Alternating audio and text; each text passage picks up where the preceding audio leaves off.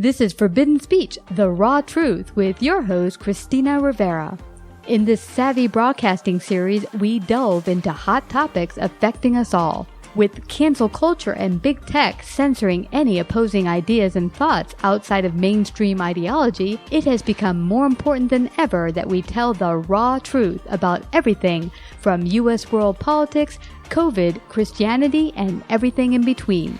We invite all points of view to come and share their perspective honestly and respectfully. Hi, Erica Mather. Welcome to Savvy Broadcasting Life Unscripted. I'm so grateful to have you talk on our new series, Forbidden Speech. And what we're going to talk about is forbidden that we never talk about the confidence-crushing pursuit of unrealistic beauty standards, which women are always trying to reach this unfulfilled beauty standard. I know myself included when I heard that you're a lifelong teacher that struggled with emotional overeating, which I've not done, but overexercising I have, and always looking at myself, not feeling like I've reached that full potential, like I could get better, stronger.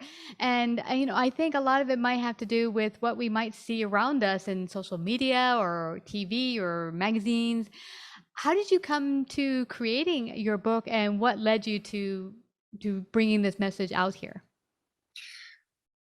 Well, I had a marketing proposition problem in yoga because I'm a yoga teacher. I'm actually a yoga therapist. I help people feel better in and about their bodies. I help people who are aging or ill or injured get better. And I wanted to make clear what my yoga teaching was going to help people with. And a lot of times when people go to yoga, they're like, it's very unclear, like what is the benefit or the outcome going to be from yoga? And for some people, they're like, well, I'm inflexible. I want to get more flexible. So I wanted to make it very clear that one of the outcomes that you could get from yoga is this increased self-confidence and increased and improved, I would say, improved body image. And actually, the more I think about it, it's more actually about identity and how we think of ourselves in relationship with our bodies. And all of this emerged from my own struggles, but then becoming a yoga teacher and thinking like, well, what is the differentiator here? Like, how am I doing yoga or teaching yoga differently than other people? And I got to say, it's turned into so much more and so much more rewarding than I anticipated at the beginning, just trying to solve this marketing proposition problem. Because, with regards to forbidden speech, I think that women in general don't talk about these issues very openly. And one of the things I love about running my group programs is the conversations that arise between the women about how they think about themselves, how they think about their bodies, how they think about their bodies in the world, how they think about people responding to their bodies. And I think that right now, this issue, our bodies, is actually the hub of the wheel of so many identity discussions around gender and sexuality and race and diversity and weight inclusion and what it is to be a woman or to not be a woman. It's at the hub of the wheel because it all anchors on our bodies and how we think about our bodies and how they move in the world and how other people think about our bodies and how they think about our bodies moving in the world. And so I think that it's a very exciting topic to be discussing right now. Absolutely. And you know what I'm wondering when you say building your confidence through the movement of yoga, is it because it's usually a bit slower than say cardio or just with weights? Is it really building a more of a mind-body connection with your own body and the movement? I think it really depends on the person. So let me give you some examples. So I have a client who's probably about 28, 29 I'm working with, who would like to be fitter, but because of how she's made or some prior injuries, she can't really approach exercise as we think about it without getting hurt. And so for her, what I've been teaching her at yoga is how to relate to her body in a way to find this edge where you do just enough to get stronger, but not so much that you hurt yourself. And a lot of times people are not taught about those edges because there's been some other carrot placed in front of us, which might be weight loss or might be being better toned. And so we just sort of blow through all of the signs and the signals that come from our bodies that say stop or enough, because we've been indoctrinated with this idea that those aren't really stop signs, because being thin or being toned or being fit or being pretty is actually more important than you taking care of your body. So that's one of the ways, like, this person is growing confidence, because now what she feels like is that she can approach physical activities in a way that is healthy for her and will help her get fit at her own rate. And she no longer goes to yoga class and thinks like, well, what's wrong with me that they can do that and I can't do that? Which is another way that people really erode their confidence, is through the comparative analysis of you and other people. But the truth of the matter is that there is no body like your body, and therefore you have to get to know it. And comparative analysis with other people is actually an illusion that is unconstructive. Oh, yeah. I love that you went there, Erica, because I've done that myself. I've looked at other people, look at them, they can lift more than me, or they can, they're more stretchy. And they're every single, as you said, every single body's body is different and has different needs. And now, as I've gotten more in tune the past year and a half with my own body, I've eaten certain things, and maybe the trainer will say, well, stay away from nuts because they're too carby or whatever, and eat more of this. And I'm just finding what works best for me and what my body needs. It might not be a certain recipe that you just need to do XYZ protein or XYZ carbs or whatever it is. Yeah. Yeah. And I mean, that's so interesting, because, it is sort of an outside, inside, a little back, like what do the experts say? Let me try it. Let me see how it feels. But in the end, what's really important is, how do you feel? How does the food make your body feel? Do you feel satisfied? Do you feel energized? Do you feel nourished? Like, what happens with regards to what you put into your body? And the only person who can answer that is you. Yeah. I had another client come to me last week. She was like, I have some back pain. I got imaged. I have some arthrosis, which basically means like you're getting older. I was like, well, that's a funny way to put it. And so she was describing me to the pain, and she's like, well, what do you think? And I was like, I really don't know. I mean, the only way I could legitimately answer that question is if I could climb into your body and have a feel, right? But I can't climb into your body and have a feel. So the only person who can answer this question is you. And I'm going to help you answer this question. But al final, it's you. And that is not the way that we're taught about anything. We're not the way we're taught about anything in the health or wellness or medical industry, writ large, is we're always relying on experts, but the only expert of you is you. Yeah. And so, there we go. No, you're so right about that. My husband had a doctor who I was like, well, he's outside the box, and that he would say to my husband, when he come to see him with his issues, he's like, so how do you feel? What's going on with your body? You tell me, because you're inside of it. And so he would give him some medication for some things and say, okay, you take, and then at that point, if you feel it's too much for you and your body's telling you, hey, I need to lower the dose. Your body will tell you what it needs. I was like, wow, this doctor is amazing, because we don't get enough of that. And I think it's, there might be people who know fitness and can give you, some launch pads like, okay, eat this much protein, or maybe, don't eat as much sweets or whatever. But on a whole, you have to just listen to your body. And I think that's the most important thing, whether, you're doing a certain exercise and your body's telling you, whoa, slow down, or you're eating something and feeling yucky afterward. Only you can know, if you stop and pay attention, what is my body telling me right now? Is it telling me I feel icky after having that donut, or whatever it is that your body will tell you, okay, no more of that, let's add some of this. Yeah. And 100%. And I also want to point out that part of what this is reliant upon is this idea that you know how to listen to your body. And most people do not know how to listen to their body at all. And so part of what I do in my yoga therapy and in my body image programs is try to guide people into what is the process of getting to know your body anyway. And how do you cultivate that relationship? How do you discern the feelings that you're feeling? What's pain? What's discomfort? All of these things, How do because you begin to do that? I mean, do you have to be with the person? Can a person listening into this podcast right now say, what are some steps I can do to get in touch with my body? Is there anything you might offer them?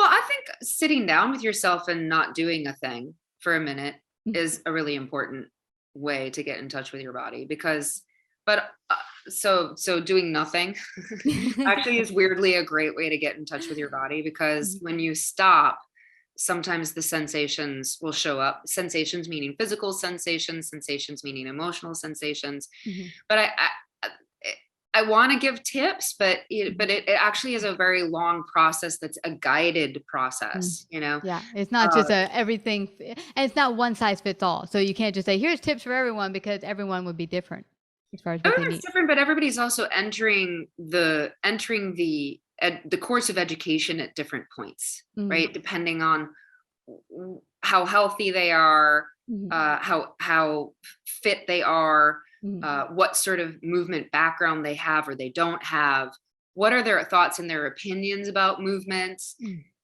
what is their relationship with exercise. Some people use exercise as a form of self-punishment. Certainly in my field, where weight issues and body image issues are what I'm focused on, a lot of people's prior relationship with exercises as a form of punishment, or a way to lose weight, or just a way to alter things that those people found undesirable or deficient in them. So the tips are, maybe stop for a minute. Yeah. And then maybe for some people it's go, develop a movement modality. I think a movement modality that is not outcome oriented. Yeah. Where the whole point of the movement is just to have an experience. Yeah. Right. So Yeah. so for instance, you like to lift weights, and if you just went into the experience not having any expectation and just had an experience lifting weights, is that different than the point of this is to lift more, or the point of this is Heavy to is to alter the shape of my body, No, I and get you. certainly the point of lifting more can be the experience of lifting more, the psychology of lifting more, but for sometimes the point of lifting more is Competitive. About achievement or accomplishment, not necessarily the internal process of getting to that point. Yeah, I get Do you you. see what I'm saying? So any movement modality really could be non-outcome oriented. It just really depends on what you're doing in your head. Some people come to yoga and they make yoga outcome oriented. They want to have some postural accomplishment. They want to, have their ass look a certain way because, they've been told that, you could get a yoga butt or whatever. So certainly you can smuggle those sorts of priorities into something that I think should be non-outcome oriented. But I do think that yoga is a good place to be non-outcome oriented, because by and large, that's sort of the way the stage is set, unless an instructor has taken it in a fitness direction. Yeah. Now I'm curious, you mentioned getting in touch with your body and deciphering pain from discomfort. And I remember many years ago, a trainer telling me pain bad because that means you're doing something wrong, and burn good, that means that you're pushing yourself. Is there a difference between pain and discomfort? What is the difference? And I'd love to hear your take. This is so interesting, because this again depends on the threshold of the person involved in the experience. Some people, it's how does your nervous system work? That's really what we're talking about. We're talking to your nervous system when we're talking about pain. Some people experience things that are very subtle as painful, right? For instance, let's take if you're on the autism spectrum, things that we think are normal, like the feeling of your skin, of clothing on your skin, an autistic person might find intolerable, right? And that's a little bit about how their nervous system is set, right? So what is pain is, again, and what is discomfort, what is pain is a very personal exploration. And I actually think also pain bad, burning good is a little bit simplistic and reductive, because some people might experience burning as pain, right? So it's like sort of defining the thing with the thing, right? Yeah. So I think part of the invitation is for at least the way that I teach it in my yoga modalities, is to engage a person with the experience that they're having, and how do they interpret the experience that they're having, and how would they describe it, and what is too much. What pain, to me, like the threshold of pain is you're headed towards an injury. How do you know that you're headed towards an injury? Right. So, and that's a very personal experience for everyone, depending on how their nervous system works, depending on their fitness. I'm starting to sound like a broken record. Right? No, but it's true, because we're not told this. We're on the trek. And I know me, when I've gone to the gym, I try not to think about it, but you're looking at others' results and be like, I want to get that result. But they're a different person, different fitness level. We don't know. I don't know where they started, how much time they've put in. Has it been 20 years as opposed, you know what I mean? What's their, of course, what do they put into their body as fuel? Is it better fuel than what I might be putting into my body? But like you mentioned earlier in our talk, the constant looking at others in comparison does nothing to help us move forward with our own body, because that's their journey, their body, and comparing it doesn't do anything to help us on our journey. No. Yeah. Unfortunately. No. Unfortunately, that is the truth. That is the beautiful truth, actually. Which hopefully I hope that for your listeners that this is encouraging, right? Your number one tool, I think, on this journey is curiosity. Like my people who I think get good results with me, their number one characteristic is that they're curious. They're curious about their bodies, and they're also not afraid to experiment, and they're not afraid to push boundaries a little bit. I like that you mentioned that, push boundaries a little bit. And by those boundaries, I mean, like, for instance, in the body image world, and you and I are talking very fluidly about like what you put into your body and what are the results you get. But there is, in my industry and in my field, a very strong pushback against what we call diet culture. Have you heard of diet culture? Yeah. Yes. Okay. So diet culture, I'm going to define it loosely, probably inaccurately for your listeners, but diet culture is basically the compulsory mandate to be involved in a diet as a moral obligation, as proof that you as a woman are doing your part to be a good woman. Yeah. Right. Because we know that good women are obedient, they're thin, they're disciplined, they're not too emotional. Right. So pushing back against diet culture is very important. Right. But the way you and I are talking about it is talking about it's a little different. Like, we're talking about being curious about what you put in your body. And what is your body telling you that? And what's your body telling you? And so I would say, like, that neither of these are forbidden speech. Sugar is good, sugar is bad. Neither of those are forbidden speech. That you could say, hey, maybe you want to eat a little bit less sugar, and that wouldn't be participating in diet culture. Some people hear, hey, maybe you should eat a little less sugar, as participating in diet culture. Well, yeah, and I think really it could be, but I think ultimately, instead, and I love this woman who did this talk many years ago on my show. I did a speaking event in New York, and she came to speak, and she said, I find diet to be a 4-letter word, and really diet just means what are you eating in your lifetime. But we've made it that it's got to be this regimental, especially with women. Oh, it's no sugar, it's the keto, it's the paleo, and then you've just restricted that. Maybe your body. One gal said, I had just done vegetarian, and my body was feeling sicker and sicker for me, until one day I had such a craving for a bloody turkey that I went out and bought, like a 10-pound turkey, ate the whole bloody thing, and I felt awesome. My body was like, woohoo! Because my body was like, give me freaking meat. But everyone's body is different, and instead of saying, oh well, this is what this diet culture is telling me, I need to get away from all animal, my body was saying, please give me some sort of meat. I'm dying here. So, I mean, everyone's needs or body's needs are going to be different. Yes. Mm-hmm. And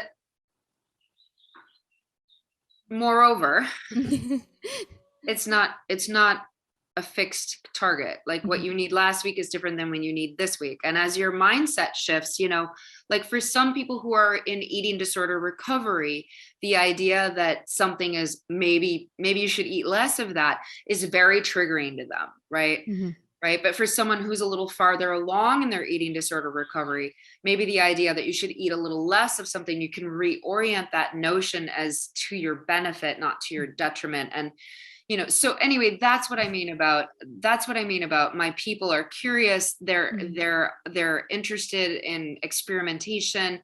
They're also not affronted by the notion of more or less. Yeah. They're they're actually, a lot of them, I think, have they're like post diet culture. Mm-hmm. Like they're over that. Yeah. They're like, got it. I'm over it. Maybe I do need to lose weight. Right.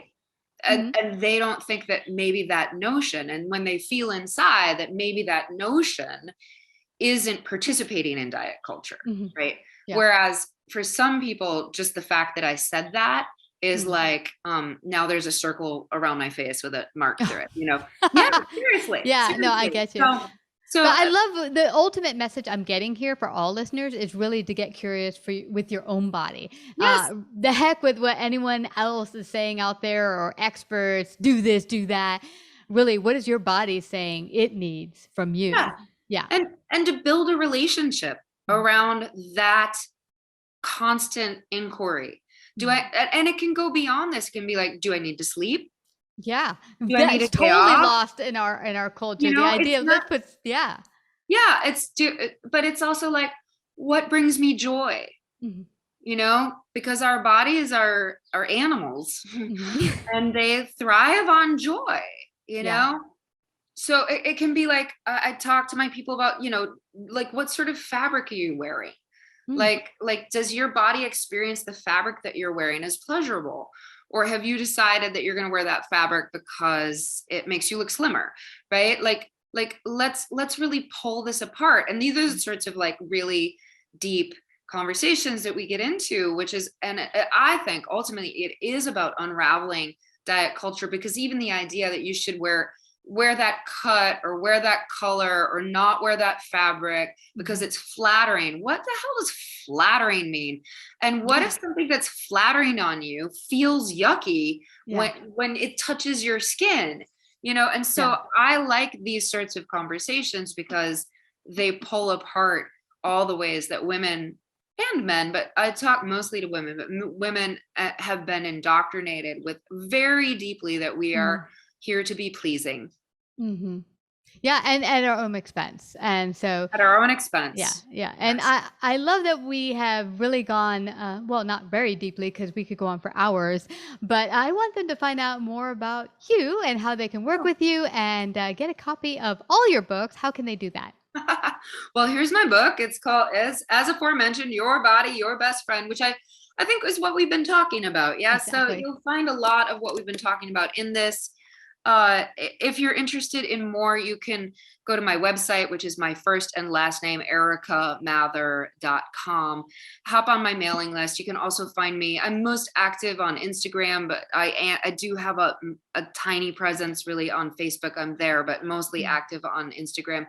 And I run programming throughout the year that's oriented for people who can't work with me in person. And for yoga, I run programs called the Adore Your Body Transformational programs. And I run about 5 of them a year, and they all have different curriculums that build on one another. And the point is to help you feel more confident and therefore have better results in your life, because you have made friends with your body and present it to the world as such. Awesome. And you have an event coming up in Austin, Texas, not too far from where I am. You want to share if anyone's in the area, if they want to come join? Yeah, absolutely. So May 20th through 22nd, I'm going to be at Yoga East Austin. And I'm running a weekend immersion. It's actually very yoga focused. So if anybody is an advanced practitioner or a teacher, we will be doing a deep dive into the lineage that I am a lineage holder in. Actually, it was called Forrest Yoga. And we're going to be looking at some of the fundamentals of Forrest Yoga. We're going to be doing a little bit of anatomy study around those fundamentals, how the body moves regarding those fundamentals. We call them basic moves. And then we're going to be going a little esoteric and talking about sort of the energetic anatomy attached to each of these basic moves, these fundamentals. Wow, it sounds fascinating. It's going to be really cool. I'm very excited. Awesome. Well, I just have to thank you again, Erica. This has been such a fascinating talk, one of which I hope anyone in our audience feels compelled to go deeper and have that conversation with your own body and build that relationship if you haven't already. And everyone, please check out Erica Mather, and that's MATHER.com. And thank you again, Erica, for coming to Savvy Broadcasting. Thanks, Christina. It's so great to be here. I appreciate you hosting me, and thanks everybody who listened. You betcha. Like, subscribe, and share this episode. To listen to more Forbidden Speech or Savvy episodes, visit SavvyBroadcasting.com. To find out about our paid sponsorship opportunities or how to become a guest, email Christina at lifeunscriptedradio.com.